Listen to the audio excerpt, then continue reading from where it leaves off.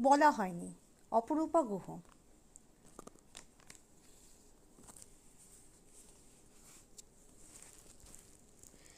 মা, বাবা, তোমাদের কখনো বলা হয়নি তোমাদের ছাড়া পৃথিবীটা যেন বড্ড কঠিন লাগে। সে যতই বীরত্ব দেখায় সামনে, তোমাদের হাত ধরে হাঁটা আজও যেন ভালো লাগে। তার চেয়েও ভালো লাগে আমার হাত ধরে হাঁটো। হেসে উঠি মনে মনে, মনের অন্তরালে, মনের গোপনে।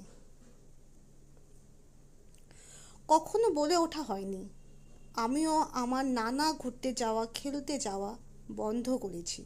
হ্যাঁ, তোমাদেরই কারণে। যখন অনুষ্ঠানে পেতাম এক একটা টিফিন, জানো তো, সবাই খেয়ে নিত, শুধু আমি নিয়ে আসতাম। শুধু তোমরা না, আমিও করেছি অনেক গোপনে। বাবা, মা, জানো তো, স্কুলে একটা ছোট্ট লজেন্স পেলেও দৌড়ে যেতাম বাবার কাছে।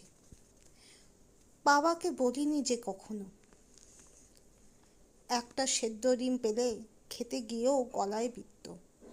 জানো তো মা, সে তো তোমারই জন্য। যখন কলেজে পড়েছি, একদম নতুন পরিবেশ। সবাই কেমন আমায় টানছিল অন্য যাত্রাপথে। হয়তো তোমার শিক্ষা রুখেছিল, করেছিল ভিন্ন। আজও প্রতিটা প্রাইজ আজও নিজের জন্য না, তোমাদের থেকে জিতে তোমাদেরকেই জিতাতে চেয়েছি। আমি যে নই ভিন্ন, আমি তোমাদেরই চিহ্ন। বাবা, মা, তবু রাগ করি, হয়তো করি অভিমান।